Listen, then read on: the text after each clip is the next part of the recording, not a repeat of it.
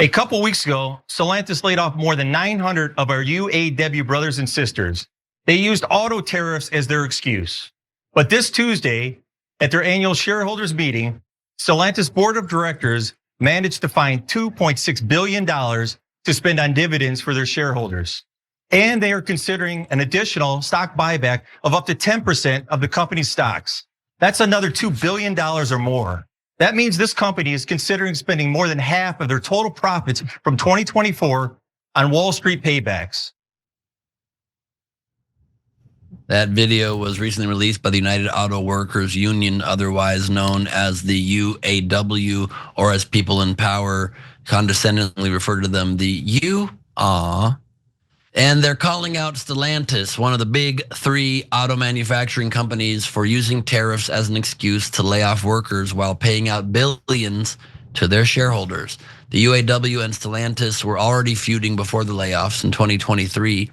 Stellantis signed a contract with UAW promising that it would reopen a plant in Illinois that had been shut down. They tried to back out of that promise last year, but this January, Stellantis was finally pressured into reopening the plant, and it seems that came to some degree, actually was helped along by none other than Donald Trump. Maybe a rare moment of him doing something good for workers. Maybe he knew what was coming and didn't think that press would be helpful. Who knows what the reason was, but he met with Stellantis' chairman shortly before the company announced it would indeed reopen the plant. But then on April 4th, Stellantis announced the recent layoffs, and now tensions between the company and the union are high yet again. Stellantis stated the layoffs were immediate actions in response to Trump's tariffs. The chairman of the company's board of directors said the following at a General Assembly meeting: with the current path of painful tariffs and overly rigid regulations, the American and European car industries are being put at risk. That risk, however, did not stop them from authorizing the shareholder payouts. One bit of, I guess, sort of good news, it looks like they are, however, deciding to pause the planned yearly stock buybacks at least, and are not going to be doing that at the moment. As a reminder, tariffs on automobile imports are currently set for 25%. And while Stellantis cars are made in the US, not all of them are made entirely in the US. They have plants in Mexico and in Canada, and of course parts come from all over.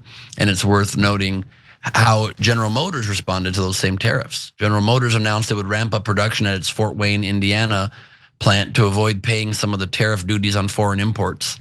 And speaking of GM, that company serves as an interesting case study of what can happen when businesses get too hooked on stock buybacks. A 2015 Harvard Business Review analysis found that if GM had saved the $20 billion it spent on stock buybacks between 1986 and 2002, and instead earned a modest 2.5% interest on it, the company would have had $35 billion on hand when the financial crisis and Great Recession hit, and probably would not have had to file for bankruptcy protection. General Motors' 2009 bankruptcy filing led the US government to bail out the company and Chrysler, now Stellantis, with $80 billion in taxpayer funds.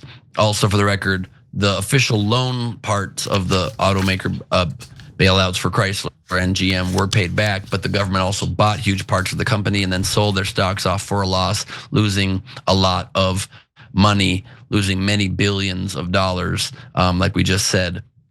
Stellantis seems to be taking a page from that playbook. In 2023, the same year UAW went on strike, Stellantis returned $7.5 billion to shareholders in dividends and buybacks, a 53% increase from 2022. The payments would eat up all of the company's net profits the following year. So this is a very, very interesting situation as the effects of these tariffs already start to roll in. Waz? Yeah, this is the kind of the most underrated evil of the tariffs, and that people don't understand this is that prices are gonna go up, and corporations and companies are going to pretend that it's only because of the tariffs. And even when Trump changes his mind and backs off, they're never going to go to pre-tariff levels. So what does that mean? It's basically just a regressive tax on normal everyday people, because when the taxes and prices go up on everyday goods, we pay a higher percentage of our actual income on those goods than the very rich do. So that means we're paying a higher rate on these taxes than the richest people in the country do, right? And I think companies like Stellantis also do something similar. Prices is one way, but also layoffs is another. Like as soon as they hear, oh, there's an environment that can justify us laying people off and cutting costs, we're going to do that. And that's the most, I think, underrated evil of all of this, is that corporations and companies, they will find a way to screw people over under these environments. Like we heard throughout the whole pandemic and immediately afterwards, oh, these prices are so high because of the PPP loans. They're so high because of the checks that the government sent out to people out in the country. When really, when we looked at the percentages that the prices went up by, it was just corporations being greedy. It was just straight up greedflation. And many of those same elements are going to take hold under Donald Trump's tariff regime. And again, just to reiterate, the people who will be most adversely affected are everyday working Americans. Yeah, that's for sure, and they do hide it in ways of not calling it what it is. And whenever there's something convenient that you can blame something on, they'll certainly blame it on that. And I think people do that, but that it might just be a human condition. But it happened, as Waz said, during the pandemic, and it's happening now with the tariffs and the amount of money that is going to shareholders while they're laying people off. I mean, I cover politics. This is what we talk about. This is an opportunity. We were talking about in the last hour, what Elena Slotkin from Michigan, where the UAW presumably is speaking to, from where they're speaking to us,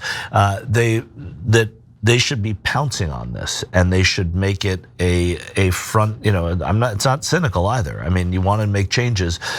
These UAW workers need politicians who are going to make changes and fight back against these tariffs.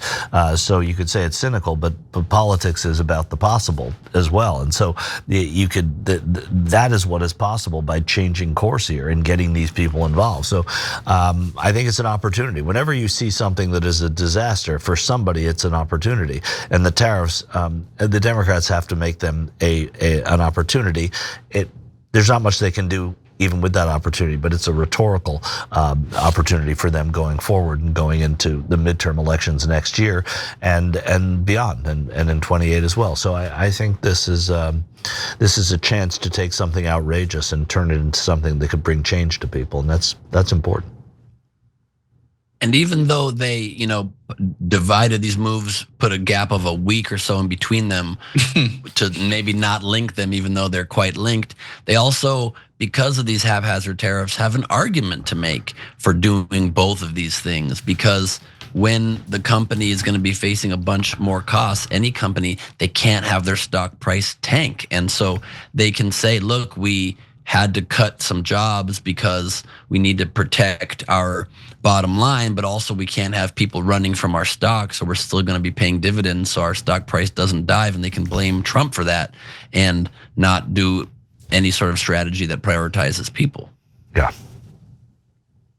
So that's where we are, but much more to come, because I'm sure the tariff policy will be totally different tomorrow. He's at a funeral tomorrow. How much could he do there?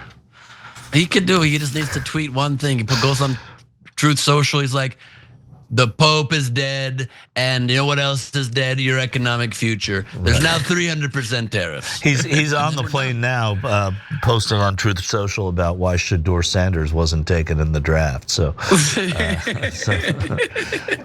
yep, priorities always plus here in the White House. Every time you ring the bell below, an angel gets his swings. Totally not true, but it does keep you updated on our live shows.